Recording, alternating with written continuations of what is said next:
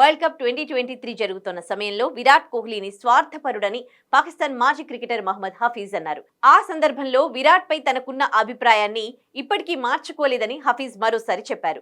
Club prairie fire podcast లో ఇటీవల జరిగిన కార్యక్రమంలో మహమ్మద్ హఫీజ్ కోహ్లీని స్వార్థపరుడని అనడం సరైనదేనని చెప్పాడు.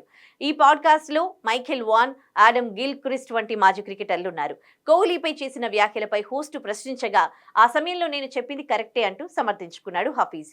సందర్భాన్ని గమనించి నేను వ్యాఖ్యలు చేశాను. ఎవరు ఆడుతున్నా గెలవాలని కోరుకుంటాం. అదే జట్టుకు మనం అందించే అమూల్యమైన గిఫ్ట్. కానీ విరాట్ తన కోసం చూసుకున్నాడు. 90s రన్స్ ఉన్నప్పుడు పెద్ద షాట్లు ఆడకుండా సెంచరీకి ట్రై చేస్తున్నాడంటే నేను ఇలాంటి వ్యాఖ్యలు చేయను. కానీ 95 రన్స్ చేసిన తర్వాత సెంచరీకి చేరుకునేందుకు 5 బంతులు తీసుకుంటే స్వార్థపరుడని అంటాను. అతను 95 లేదా 92 పరుగుల వద్ద ఉన్నప్పుడు పెద్ద షాట్ను ఎందుకు ఆడలేకపోయాడు? నా దృష్టిలో సెంచరీ ముఖ్యం కాదు. జట్టు గెలవాలన్నదే వరల్డ్ కప్ లాంటి ఆటలో ఒక్కో బాల్, ఒక్కో రన్ చాలా ఇంపార్టెంట్. దాన్ని దృష్టిలో పెట్టుకుని ఆడాలి. తను సెంచరీ పూర్తి చేసుకునేందుకు 5 బాల్స్ను వాడుకోవడం సరైంది కాదు. మ్యాచ్లో సెంచరీ పూర్తి చేసేందుకు చాలా బాల్స్ తీసుకున్నాడు. ఆ సమయంలో అతను పెద్ద షాట్లు ఆడడం లేదని నేను భావించా. నా దృష్టిలో వ్యక్తిగత మైలురాళ్లు క్రికెట్కు దూరంగా ఉండాలని అనుకుంటానని పాకిస్తాన్ మాజీ క్రికెటర్ మహమ్మద్ హఫీజ్ పేర్కొన్నాడు.